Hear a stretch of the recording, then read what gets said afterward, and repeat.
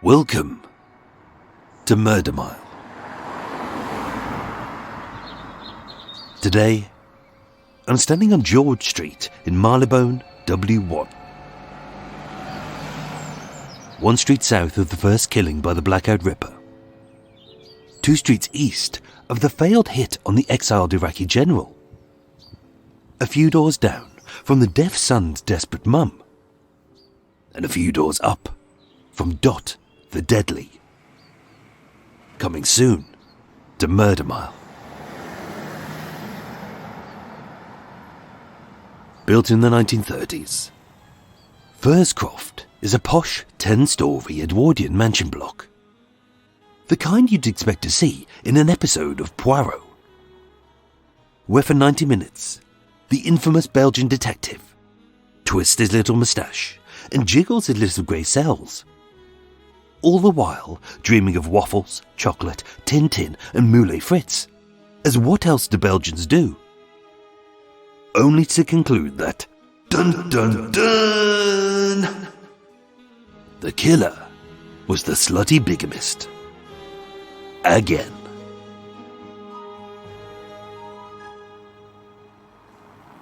And yet, Marylebone's own detectives almost failed to solve a simple case, owing to an assumption.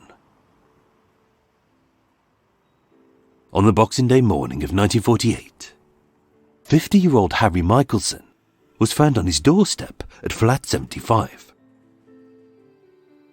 With a towel to his forehead, blood running down his face, and no memory of what had occurred. With no signs of forced entry, the police assumed they were hunting an assailant who Harry had let in. And although they had supposedly interrogated every detail given by every eyewitness who knew Harry well, it took a sharp-eyed constable with a suspicious nose to truly trap his killer. My name is Michael. I'm your tour guide. And this is Murder Mile. Episode 233. Sketches.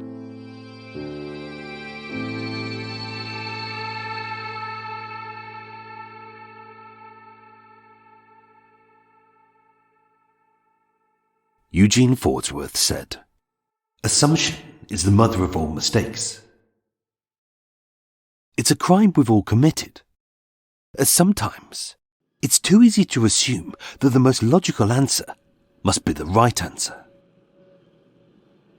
For us, it's a mistake we can make with very little consequences. But for detectives, it can derail an investigation.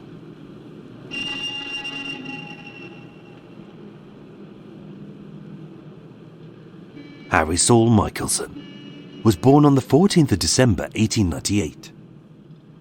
Being raised in a loving, well-educated middle-class family, and spending most of his first 5 decades in and around Willesden and Paddington.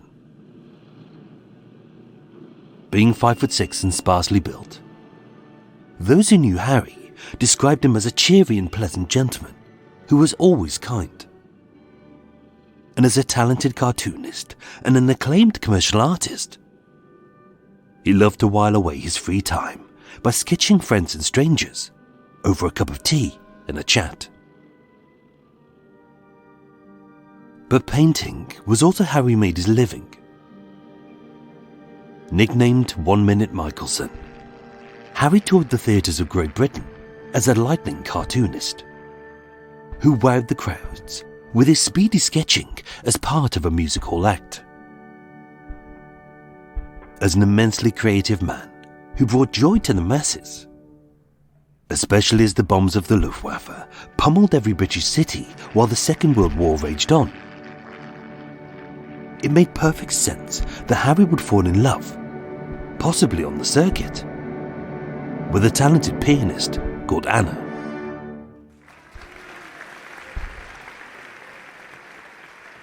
In November 1938, they married at Willesden Registry Office.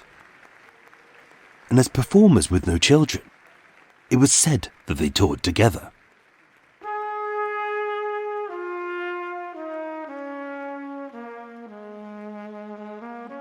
But with Harry having contracted malaria during the First World War, and still suffering from the long-term effects of fevers, chills, aches and pains, as well as stomach problems and nerves, described by his younger brother as highly strung.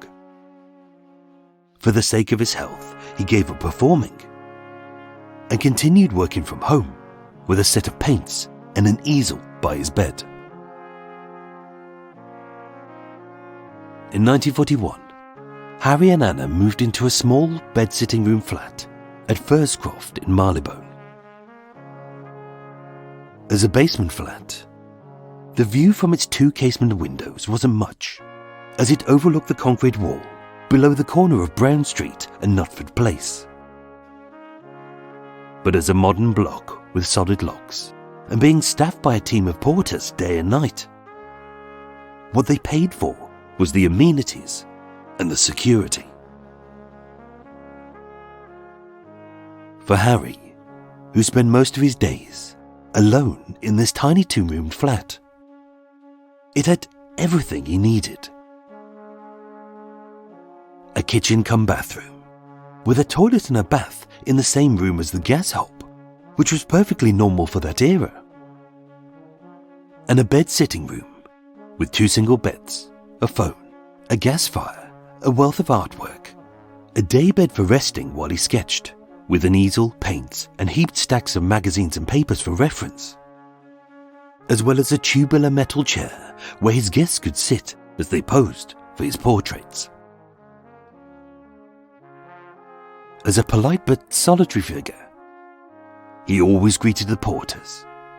He often went for morning coffee at Maison Lyonnaise, and although a semi-regular guest at Sketch, an artists' members club, not being much of a drinker owing to gastric issues, he spent most of his time alone in his flat, painting.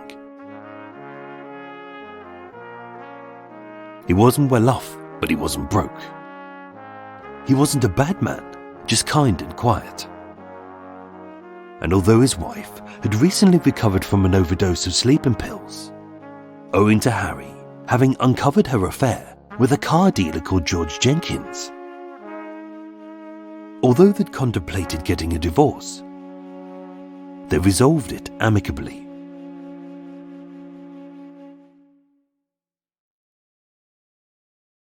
Harry Michaelson was just an ordinary chap. So who would want to kill him, and why?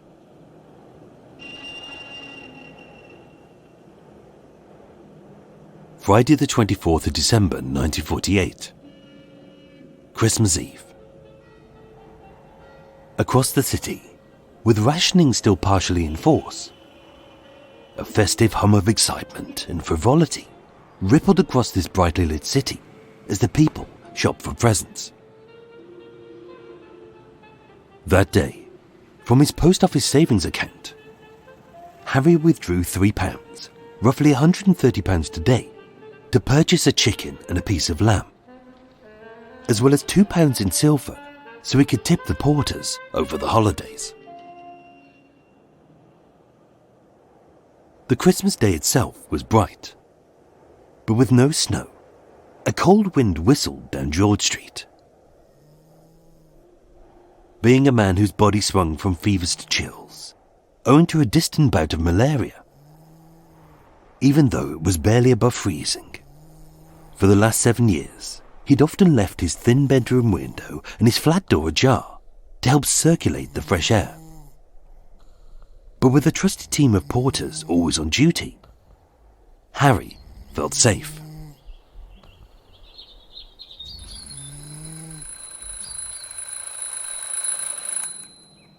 Rising at 8 a.m. The little flat hadn't got a single Christmas decoration up. As being Jewish, they didn't celebrate the holiday, so it didn't bother them in the slightest that they would spend it apart.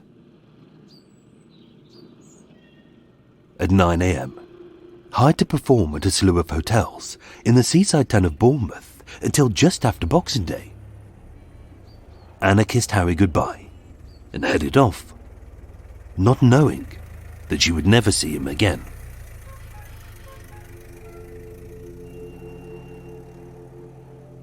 For Harry, it was a simple day. Throughout the afternoon, he handed each of the porters several shillings as a thank you for their hard work, and said to one and all, "Here's wishing you all the best." He asked the head porter if he could pop the chicken and the lamb in their freezer, ready for his wife's return. And at 6 p.m, 8 p.m, and 10 p.m, he left via the main door. As having run out of bread, he had also forgotten that today was Christmas Day and that most of the bakers would be shut.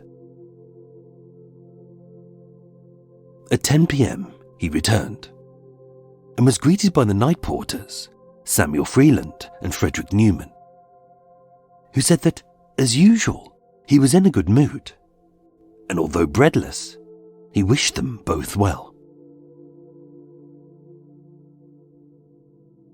As was his nightly routine, Harry undressed, putting his brown striped suit on the chair, his shoes by the bed, a glass of water by the bedside phone, and having finished a good book, in the single bed nearest the door, he drifted off to sleep, snoring loudly as the fresh winter air ventilated this usually stuffy flat.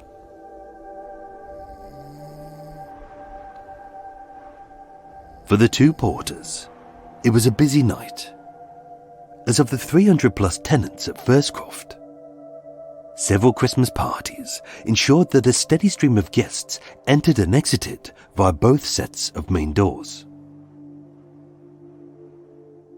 Being routine, both were locked at midnight. Only the porters had the keys. Every guest or resident was only escorted in or out after that hour by the two night porters, and both doors were only unlocked at 7:30 a.m.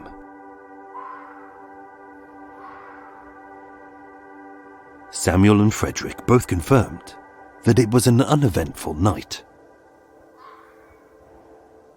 Only for Harry, it was a night that, if he could, he would never forget.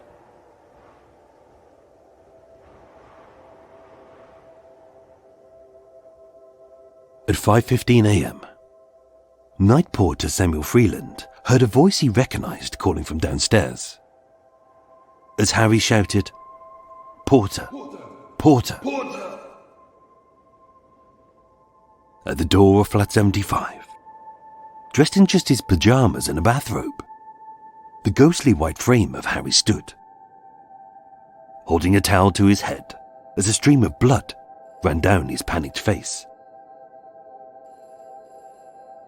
Samuel asked, "What happened?" at which Harry bluntly replied, "Never mind. Call an ambulance. I'm bleeding like a pig." Only what Samuel and possibly Harry didn't realize was that Harry already had. With the ambulance on its way, as the porters led Harry to the reception, stumbling and trembling, it was clear that he was afraid. And although he cried, "I am dying.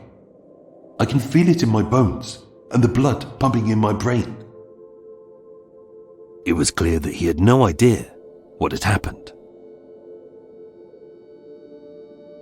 The porters assumed he had an accident, as nobody had heard a break-in, a scream, or an assault.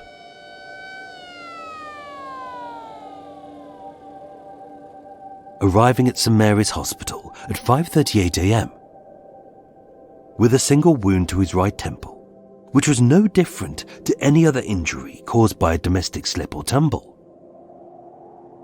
X-raying this 1.5-inch laceration, a fracture to the skull was identified, a blood clot was removed, and although initially conscious, Harry repeated, "I can't tell you what happened.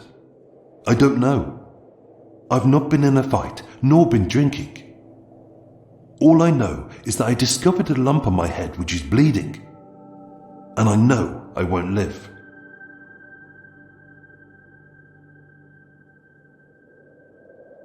And although he didn't know much, he knew that. as drifting into a coma. The next day at 12:45 p.m, Harry died of his injuries, unable to tell the police anything about his accident.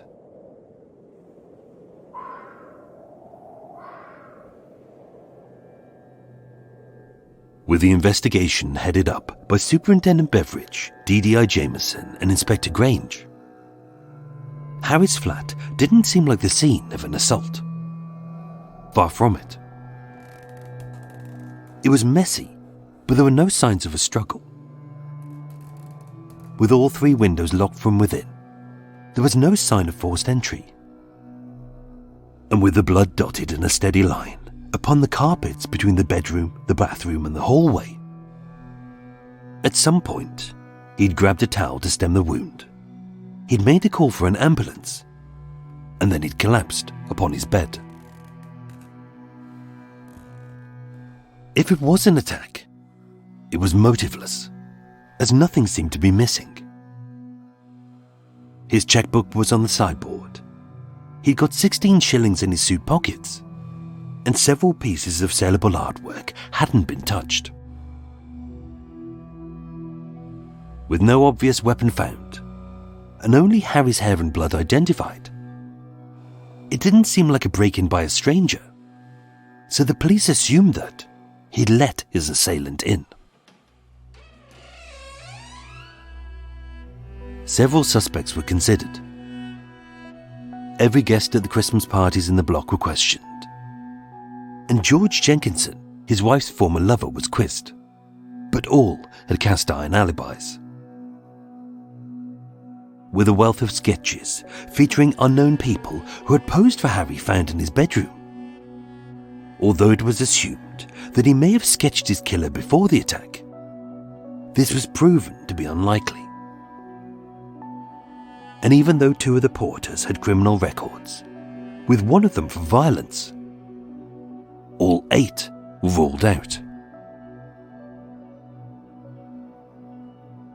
The lack of evidence was driving the detectives towards a dangerous assumption. That we believe he knew his killer. And although The theory that he'd been attacked by a walk-in thief has not been ruled out. it didn't seem logical that a stranger would break in, steal nothing, and then leave as if he wasn't there. On closer examination, Anna later found that Harry's black leather wallet was missing, and hidden by a steady stream of blood, on one of the legs of the metal tubular chair, lay a finger and palm print, which didn't belong to Harry, Anna, the police, or any of the porters. With the autopsy conducted by Dr. Donald Tier, identifying 2 crescent-shaped fractures to the right of his skull, one 5.5 inches long and the other 2.5 inches long, which were split into sharp shards which punctured his brain. It was confirmed that the tubular steel chair was the most likely cause of his wounds.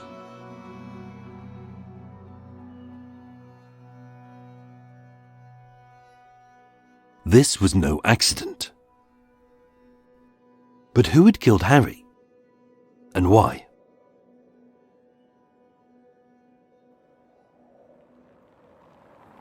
The breakthrough in the investigation came down to an off-duty constable, unconnected to the case. On Tuesday the 18th of January 1949, P.C. Walsh spotted 2 men in dark clothes acting suspiciously in St. John's Wood, outside of 2 affluent houses on Grove End and Hamilton Terrace.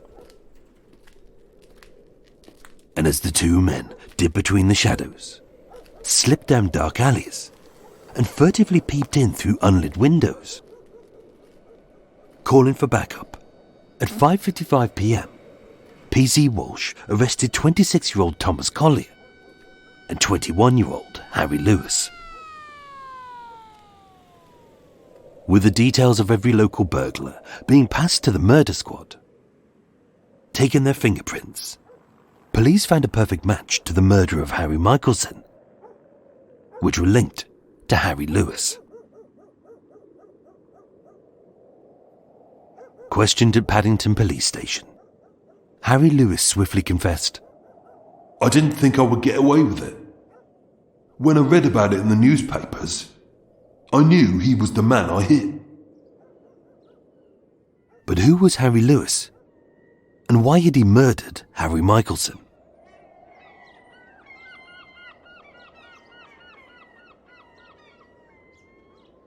Born 28 years before, and 170 miles northwest of Harry Michelson's birthplace, Harry Lewis was the illegitimate son of Annie Lewis, a single mother.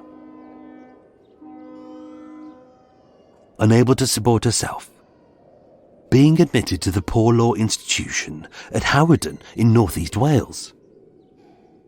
Aged 3, Harry Lewis was abandoned, and for the rest of his childhood, he would be bounced from foster parents to orphanages and to penal institutions.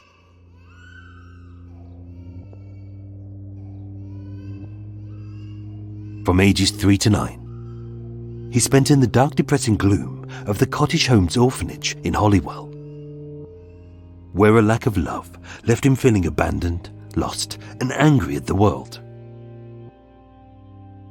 For 1 year, he was briefly boarded out to Mrs. Williams in Leeswood, and although she said he was likeable and well-behaved, growing sicker, he was sent back to the orphanage, where he would spend 9 years. Age 12, with the Second World War having erupted, against his will, he was sent to the Nautical Training School in Portishead, where destitute and neglected boys were given hard military discipline. Subjected to 4 years of compulsory discipline, his report described him as unsatisfactory, with numerous instances of dishonesty and theft. He is a boy greatly lacking in decent moral principles.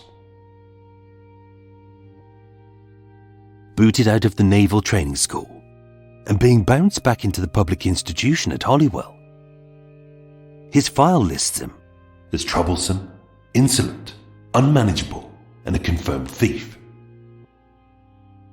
And lasting just a few weeks as a labourer at the steelworks in Shotton, Harry was seen as a poor workman and mentally weak.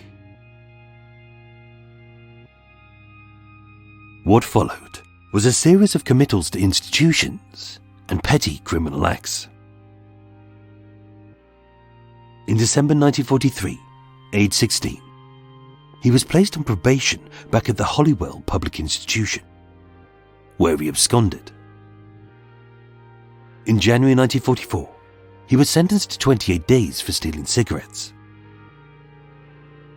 The next month, he was committed to 2 years at the approved probation home for youths in Stonebridge Park. And although only aged 17, having enlisted as a private in the Middlesex Regiment to avoid any more time in Borstal, he was fined £7 in Chester for forgery, sentenced to 2 years at Marylebone for theft, and discharged for theft and assaulting a woman. That had been his entire life, up until the age of 20.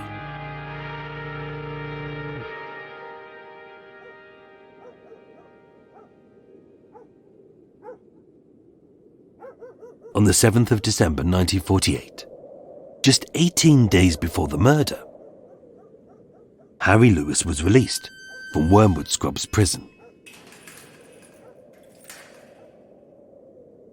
Described as a violent and undisciplined man whose record reveals no redeeming features, even though he was married and had a 3-year-old child. He didn't have a job. He didn't have a home. His wife had rightfully fled from her violent and abusive husband, and he had nothing. Abandoned, just like he had been as a baby, he drifted across the city with no money, no hope, no life, and no future. By the Christmas day of 1948, Harry Lewis had never met Harry Michaelson. He didn't know him. He was a stranger.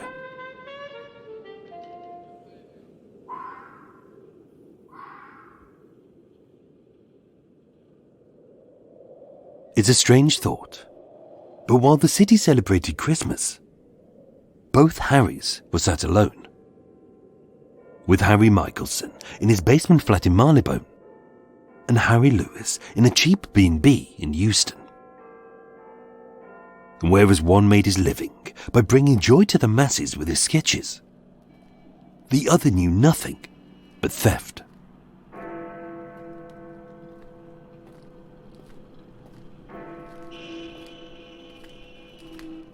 It was early on Sunday morning, Harry Lewis said. I'd no money and thought I'd break into a house and get some. It was between 2 a.m. and 3 a.m, when passing the corner of Brown Street and Nutford Place, that Harry Lewis happened to stumble upon a thin casement window left open a crack by a man whose dose of malaria 30 years before had left his body swinging from fevers to chills, even on a cold night like this. There was a big drop down into the basement, so I jumped the railings and dropped, far from the porter's view.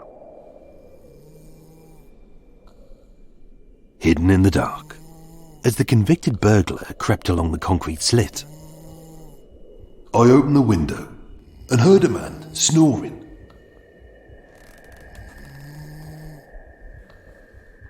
Breaking into a dark but occupied flat was riddled with risks, like injury, capture, arrest, and even death. But being desperate, it was worth the risk, just as long as Harry Lewis was silent. I climbed in. It was dark. I was feeling my way around, and I came to the bottom of a bed at the far end. That being Harry's bed. A man's trousers was lying on the metal chair. I took a wallet, some coins, and then I went into the hall.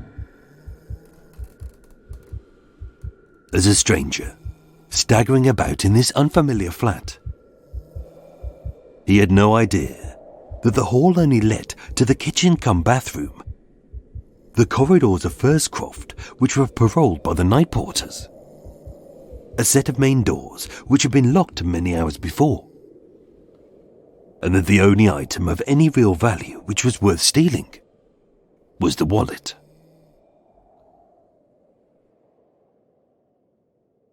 Harry didn't know that, but by then his luck had run out.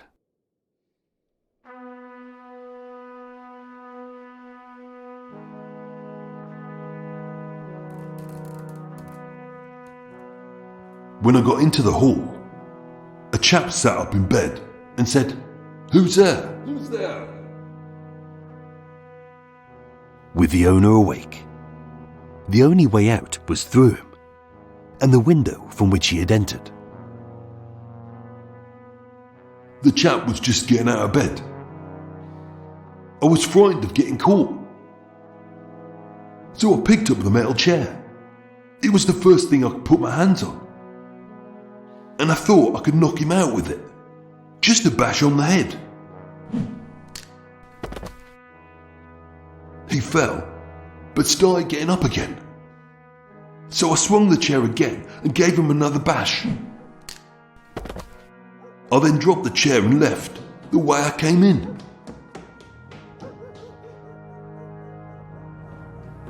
Fleeing into the cold night and hopping into a taxi on Edgware Road, the burglar of 75 Fursecroft got away with 4 £1 notes and 2 10-shilling notes. Barely enough to last him until the end of the week. It was a random attack by a total stranger for the sake of some quick cash. Harry Michaelson was small and sick, so there was unlikely to be a struggle. And with the attack swift, very little to steal, and no obvious points of entry or exit, the detectives had made a lazy assumption based on the evidence they had. But it was wrong. And they wouldn't realize the truth until Harry Lewis made a full confession. Back in the flat, slumped on the bed, as blood poured down his head, the detectives wouldn't suspect that the thin casement window was how the burglar had got in. As in doing what anyone else would have done, being attacked in their own home. Harry Michaelson had locked it and drew the curtain.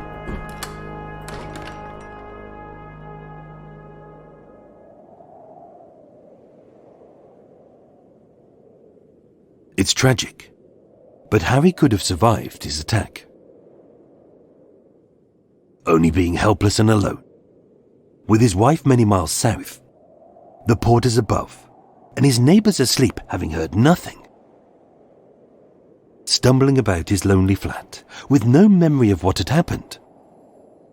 The sharp shards of his fractured skull dug deep into his brain, leaving him confused, bleeding, and afraid. It's likely he'd spent at least 2 hours, maybe 3, either collapsed on his bed, or wandering about, unsure why his head was bleeding. But having momentarily gained a short sense of consciousness, he phoned for an ambulance at 5:12 a.m. and called the porter just 3 minutes after that. Porter! Porter! 33 hours later, Harry Michaelson was dead.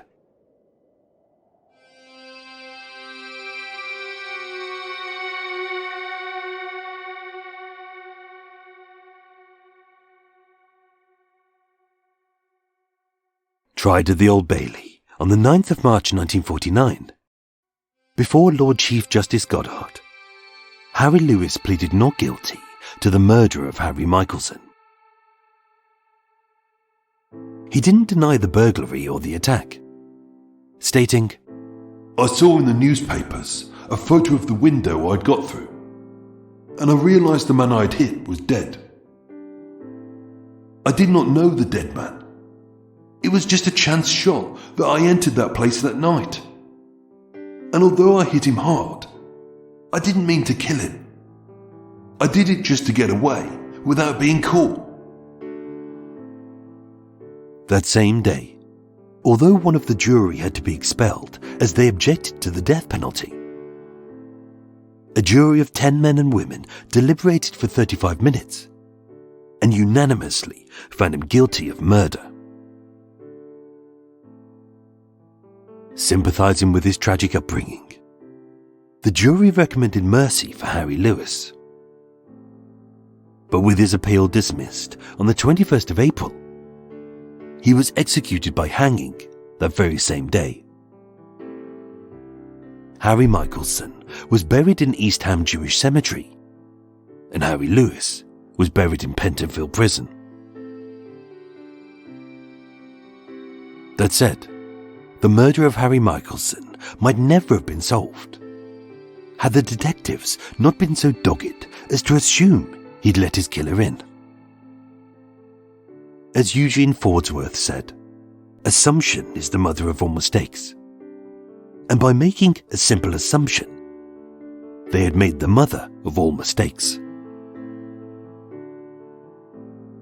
And although there was a small chance that as he lay in his hospital bed, that 1 minute Michaelson could sketch his killer as the detectives hoped, by that point, that's all his memory was. Sketches.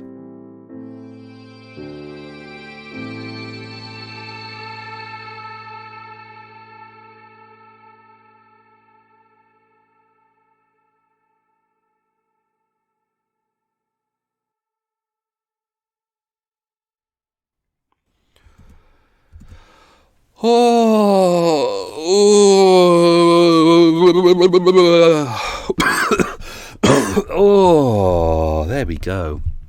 It was a bit of a race to get that done. Bloody I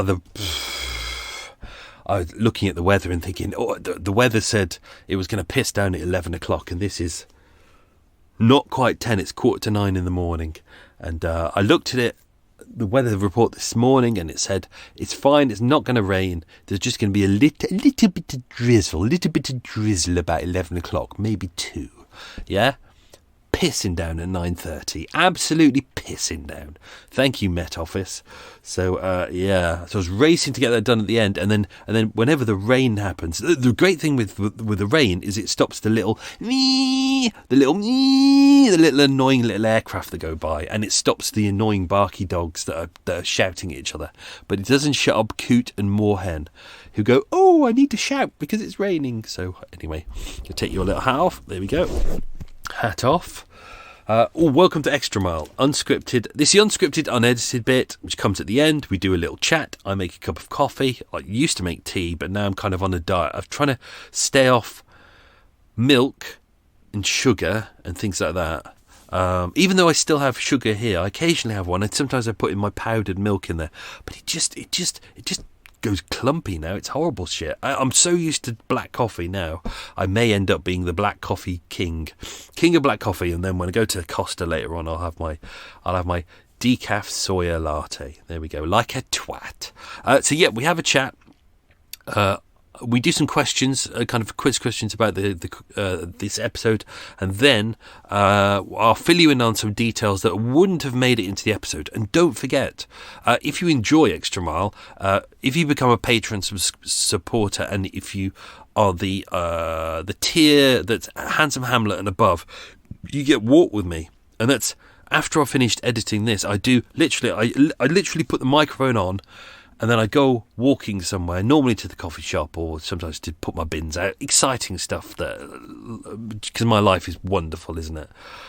Shit like that. And then I fill you in on all the details of the things that never made it into the episode, and kind of theories that I have and things like that. So, and also little secrets about things that I've added into the episode that no one else will know. So you can do that via being a patron supporter.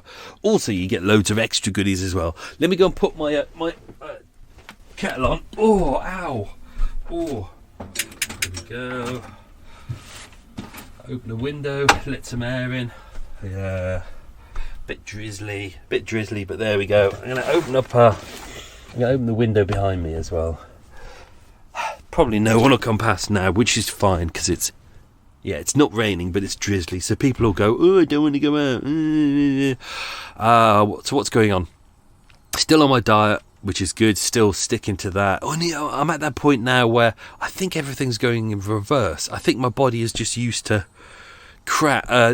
good food and no crap, and therefore, I do 20,000, 25,000 steps a day, and my exercise in the morning, and I eat well, and things like that, and I don't have crap in my diet. Or I have a little bit of crap every so often just to help out. But I think I'm going in reverse. I think my body's going, yeah, you can have a carrot, but then I'll make you put on weight for having a carrot, bastard. So there it is. I was hoping to get through this episode. There's lots of a year's supply of tissues next to me because I think I'm getting a cold. I think it's the start of that season where I'm getting a cold. So I was racing forward to try and... I was like, oh no, I'm getting a cold. Worst thing you want to do is do an episode when you get a cold. But I think I did all right. I got through it. And this is one of my first days of having both eyes working.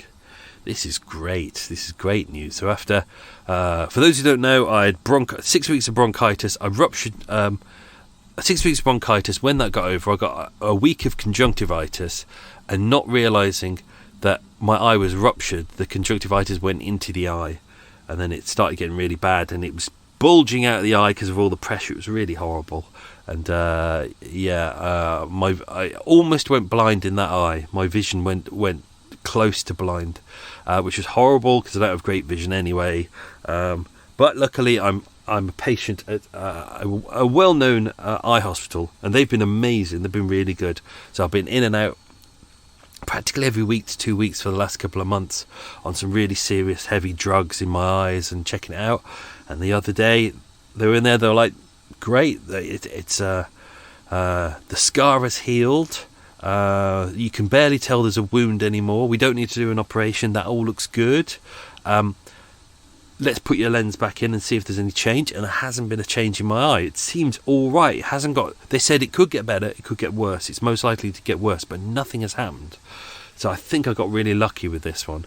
So I've both lenses in today, which is great. So I can now. It's weird being able to see everything again, because I've had no depth perception for a long time.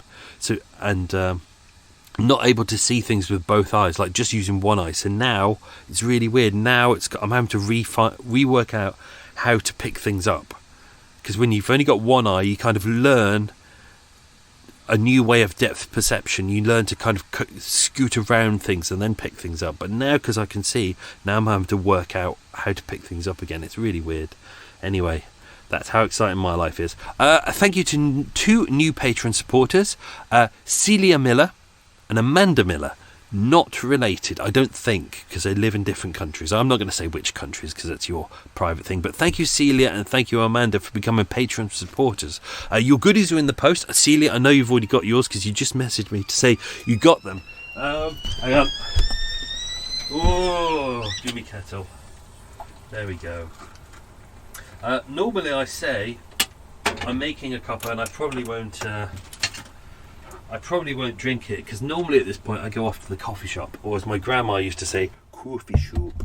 Normally I go to the coffee shop, but it's a pissy down day. It's still early. I've still got, how much power have I got on my battery? 70%. So I've got, it says 7 hours. We know that's not 7 hours. We know it's going to be. That'll take me through to about 1 o'clock, I think. And then I think I'll go up to the coffee shop and do some more editing there. So I think I'm going to drink that coffee, have my big fat carrot. That's my treat during the day, is eating carrots during the day. Oh, my life is exciting. And then occasionally in the evening, I might treat myself to a rice cracker. Michael, your life is just wow. Whoa. Can life get any better? Oh, thank you to Police Constable Arsenal Guinness to the Metropolitan Plotter. It was lovely to catch up with Police Constable Arsenal Guinness the other night. And we went out. We started with the Guinness.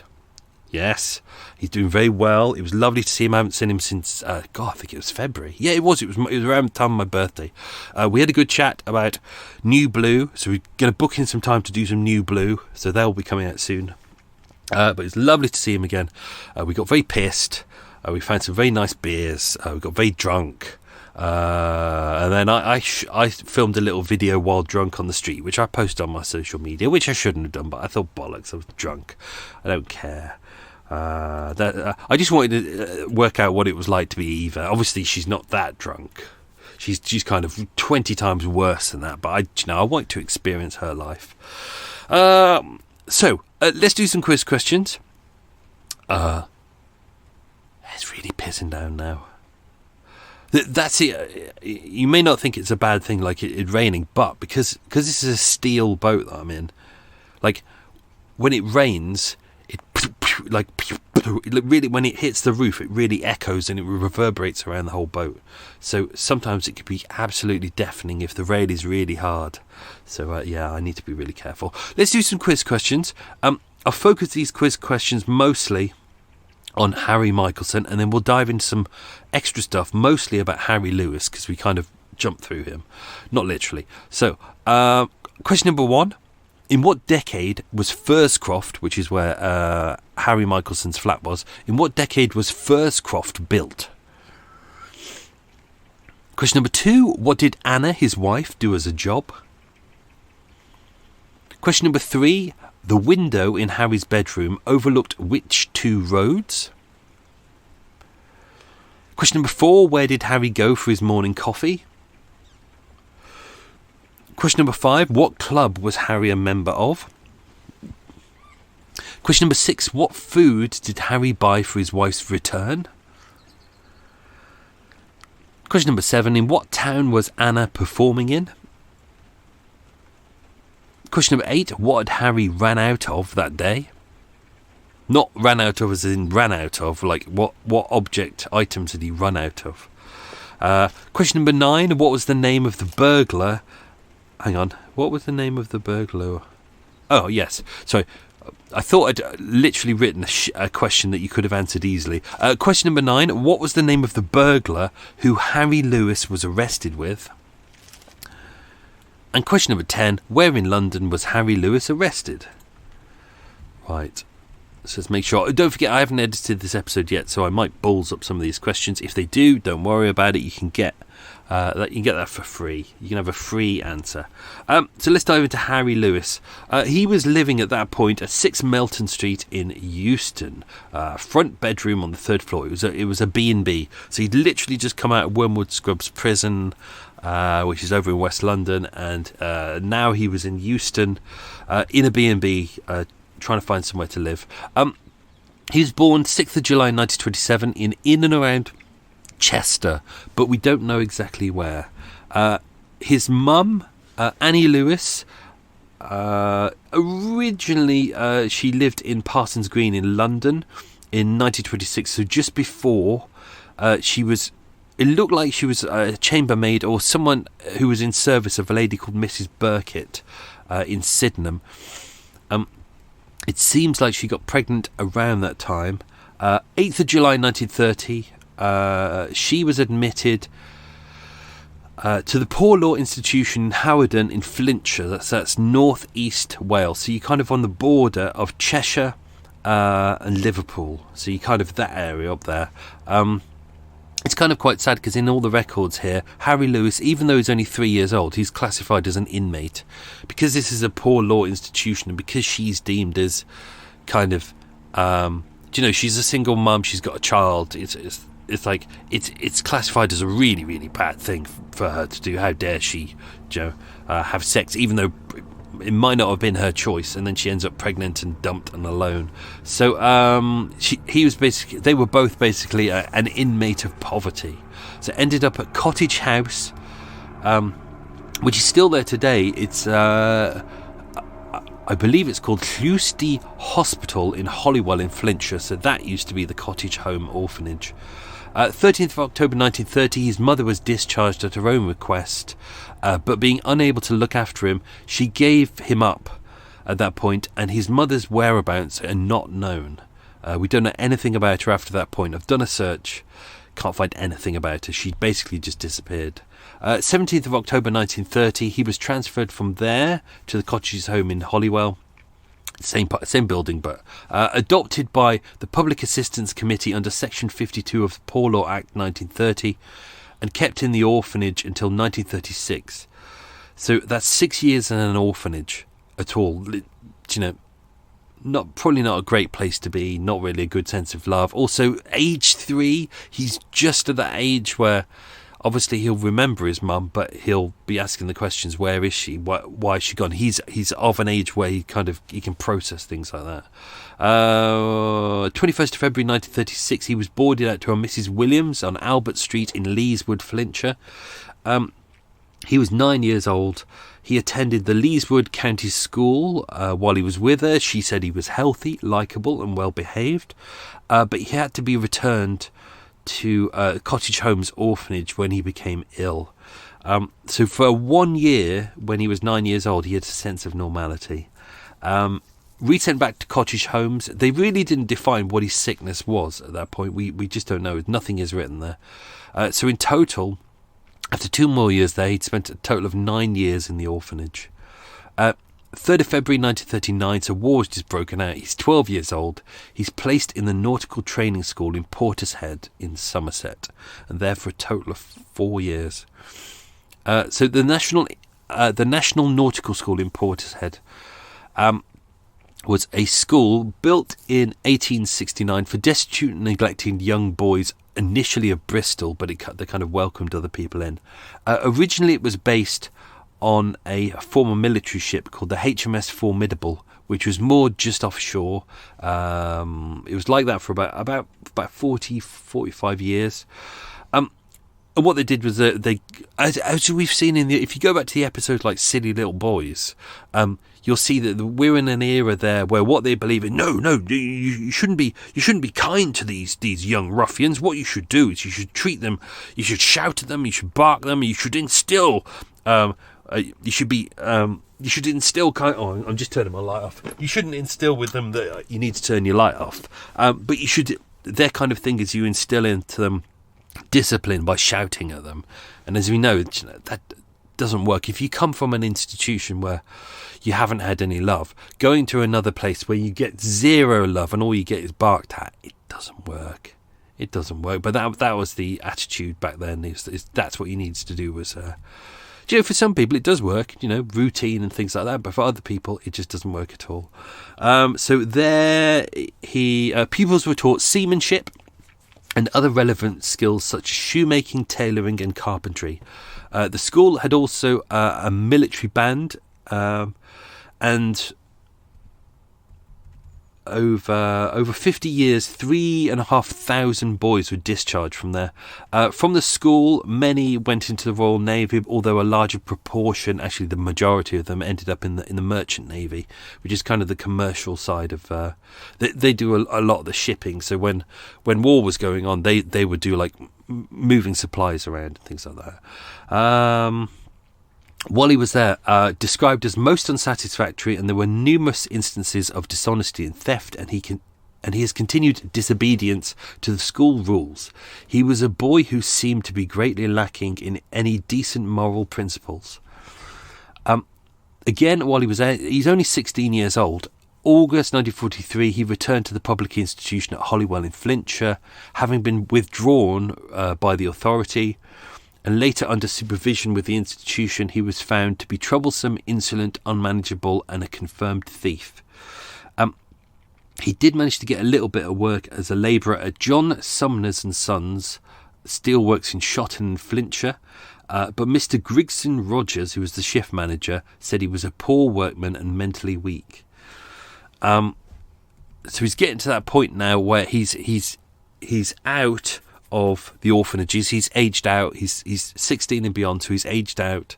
He's kind of done a little bit of military service, but he's not really doing too well there. And now he's kind of building up a bit of a criminal record because he's got nowhere to go. He's got nothing to do. He's bored. He's angry at the world.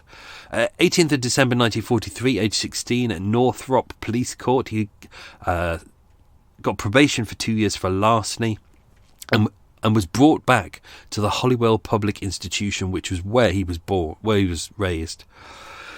He absconded from there and went to Liverpool. 5th of January 1944, again age 16, he was brought back, charged with stealing cigarettes from a dwelling house, and whilst on remand in Liverpool for 28 days, he was sent. He was submitted for an assessment at Liverpool Psychiatric Clinic. Now, I didn't put this in the episode because we'd already kind of covered what people thought of him, but it says, while on remand at Liverpool, Dr. Muriel Hall, the psychiatrist at Liverpool Clinic, said the boy was of average intelligence, but extremely weak in character development. He knows the difference between right and wrong, but has very little sense of responsibility with regard to the property of others. Age 17, he has failed to benefit from nearly 4 years of discipline and training. He is normally intelligent and pleasant in nature. So after that, age 17, February 1944, he was bound over and fined £5, which is, I always find it ironic when they, someone's got no money and they're breaking into places, but they are fined an amount of money, and you just go, well, where are they going to get the money from, you dickhead? It's just that kind of thing. I know it's box ticking in the terms of law, and you've got to go, well, we've got to do it because that is the law. But it's like, if someone can't afford it, why force them to pay? So £5 is that's about 200 quid. That's quite a lot of money, especially for a young lad who's 17 years old and doesn't have a home and doesn't have income.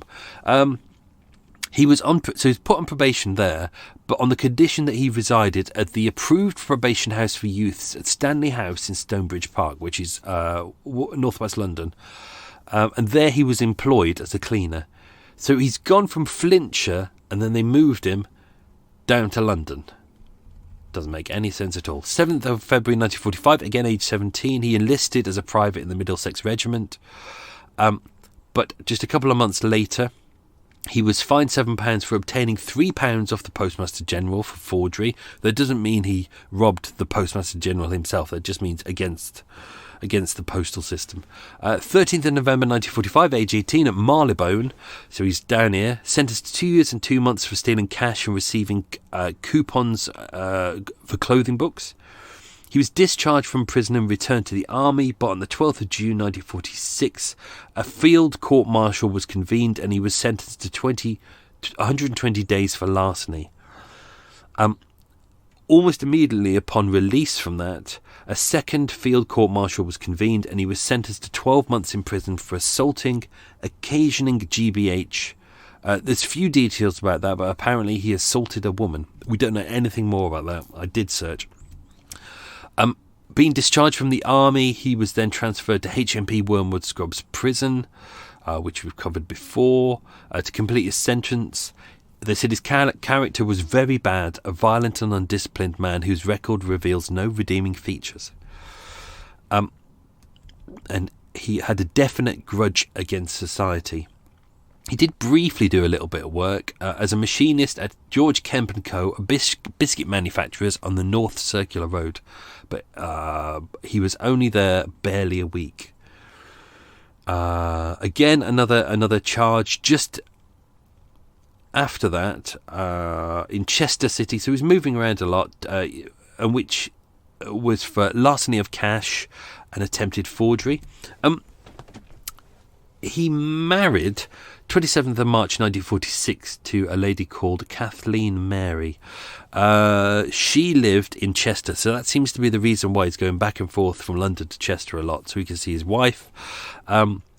He had not provided a home for her or the family. They'd also got a young daughter, and the only money she received was from his army allowance, which ended when he was discharged.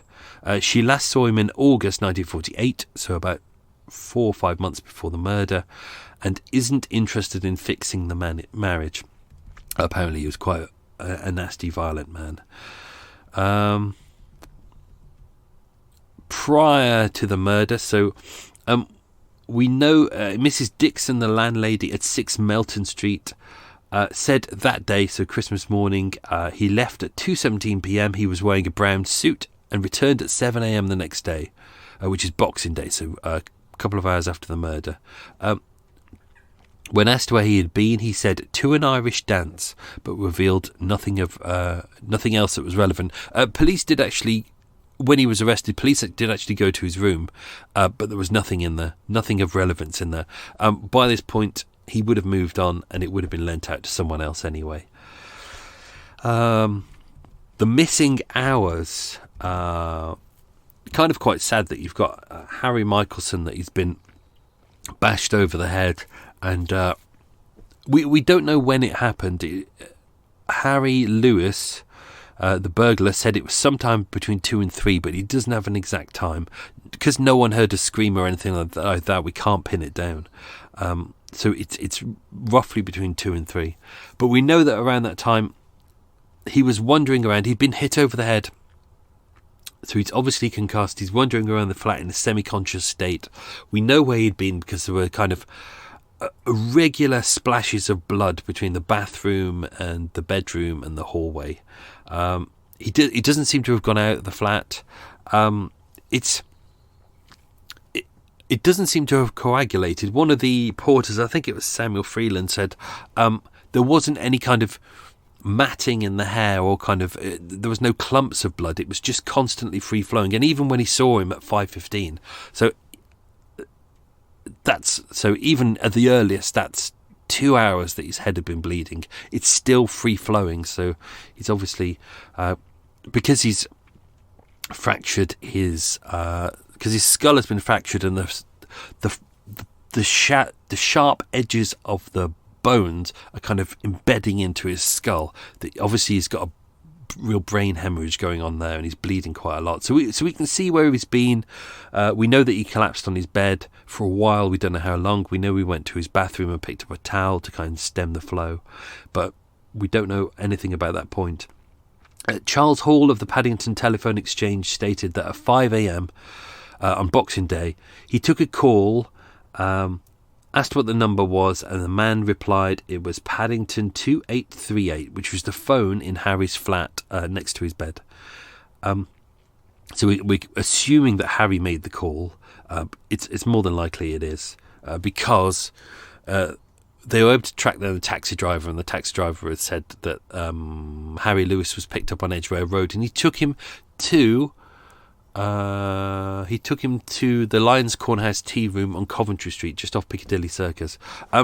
When Harry was in the car, he opened up the wallet, he pulled out the 4 £1 notes, and I think it was a 2 10-shilling notes, and he stuffed the wallet down the side of the taxi. So it was eventually found, but that wasn't until a lot later. So the ambulance driver... so this is in the era where obviously you've got to call the telephone exchange, and then the telephone exchange will connect you to who you need to get in touch with. So that was connected to the ambulance service at 5:06 a.m. The man said, "Send an ambulance to flat 75 George Street. I'm hemorrhaging badly." The ambulance service said that they received Samuel Freeland, who was the night porter, received his call at 5:12 a.m. So that was just 6 minutes later. So it does appear that Harry Michaelson probably hit over the head, probably wandered around a bit, probably collapsed onto his bed, was probably there for about 2 hours, maybe a bit longer, regained consciousness about 5 a.m, and that's when he made the call. What else do we need? Let's have a look. I think that's most of it. Harry Michaelson was quite terrified. I think it's clear that people said he was unusually loud and shouting quite a lot, which was really unlike him because he was quite a quiet man. He had a towel to his head, blood running down his face, and was dressed in his pyjamas and dressing gown. Samuel Freeland said, "What happened?" Harry said, "Never mind. Get me help at once. Phone Middlesex Hospital. I'm bleeding like a pig." Where was the other bit? Yeah, they said he was hysterically shouting, which is unusual for him because he's normally quite calm. There was another quote that I wanted to get. When they got him in the main hallway in reception, waiting for the ambulance to turn up, Harry said, "I know I'm going to die. My poor wife. I shall die before I see her. Will you get in touch with her?" Freeland asked how he'd got his injuries, and Harry said, "I can't tell you. I don't know. I'm a dying man. I know I'm going to die. Look, I'm covered in blood." It was actually the ambulanceman who was there, even though the porters, it's not their job to kind of medically assess people, and they're not trained. Even though the ambulance men at that point were really just ambulance drivers with a little bit of kind of medical training, but not like proper paramedics like we have now. These are just people who kind of assess you quickly and then get you to the hospital as quick as possible. The driver, William Holly, arrived at 5:23 a.m, saw 2 porters in the hall, and that Harry was losing a lot of blood to the right temple, and he quickly dressed the wound and drove him to St Mary's Hospital in Paddington, arriving at 5:38 a.m. It was actually the ambulance driver who looked at him and made the decision to alert the police that he thought there'd been an assault. And he obviously he was right at that point. So the police didn't know anything about it at that point, and may not have known anything about it because if it had been reported that it could have been just an accident, it could have been brushed off as an accident. So that could have been another assumption. There you go. You're welcome. I think that's it. The police, the doctors were able to communicate with Harry a little bit, but not much while he was in hospital. He kept drifting in and out of consciousness and kept repeating it a lot. What the police wanted to do was, because he was a sketch artist, they were hoping he would be conscious enough that they could, like Inspector Granger would go in with a notepad and hoped that they could put it in front of him and say, sketch the guy who attacked you. But obviously he couldn't remember that. His short-term memory was entirely gone. He could remember the fact that his wife was in Bournemouth. He could remember what day it was, things like that. He just couldn't remember what had happened. So I think that's it. I think that's all I really wanted to add about that. Pretty much everything else is in the episode. Autopsy by Dr. Donald Tier. There was a crescent wound 5.5 inches long from the right ear to the right eyebrow. Another crescent-shaped wound 2.5 inches long, branching off from the initial wound. Initially, it was hard to tell what wounds he got to his head, because when he was in hospital, because they found a bleed and impacted wounds, he was operated upon. So therefore, his scalp was shaved and a drainage tube was added. But they also found a 1.5 inch long, 1/4 inch wide wound over the right shoulder blade. So that would have come also from the tubular chair. And his second and third ribs were broken from the spine, with the second rib piercing the back, the lining of the back. Again, this would be from the chair as well. The cause of death was due to depressed fractures of the skull. He was identified by David Michaelson, who was his younger brother, who was mentioned earlier in the episode. So another story of someone being attacked in their bed. Oh, great. Happy days. Sleep well, everyone. Sleep well. So let's do some quiz questions. I hope I haven't ballsed up.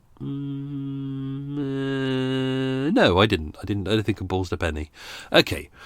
Question number 1. In what decade was Fursecroft built? It's the 1930s. Question number 2. What did Anna, his wife, do as a job? Oh, she was a pianist. Oh. Question number 3. The window in Harry's bedroom overlooked which 2 roads? It was Brown Street and Nutford Place. Question number 4. Where did Harry go for his morning coffee? It was Maison Lyonnaise, which is at the Cumberland Hotel just off Marble Arch, and that is where the Black Eye Ripper met his first victim, possibly. Question number 5. What club was Harry a member of? It was the Sketch Club. Question number 6. What food did Harry buy for his wife's return? It was a chicken and a piece of lamb. Question number 7. What town was Anna performing in? It was Bournemouth. Question number 8. What had Harry run out of that day? It was bread. Question number 9. What was the name of the burglar that Harry Lewis was arrested with? It was Thomas Collier. And question number 10. Where in London was Harry Lewis arrested? It was St John's Wood. So there you go, folks. There you go. Oh, I need a wee now. Really need a wee. You needed to know that, didn't you? So that's it done, folks. Hope you enjoyed that. We've got 2 more single-parters to go, then a 3-parter to take us into Christmas, and then if I can get time to meet up with Post Control, Hostel, Guinness, and the Metropolitan Blood, we will do some we'll do some new blues probably for the new year, and I might do some stuff over Christmas. I haven't decided yet. So thank you for supporting the show, everyone. Hope you're all well. Stay safe. Be good. And that's it. I think that's it. Yeah, that's me done. Cool. Lovely. I'm going to finish my coffee and have a pee-pee. Have yourself a good week, folks. Stay safe. Lots of love.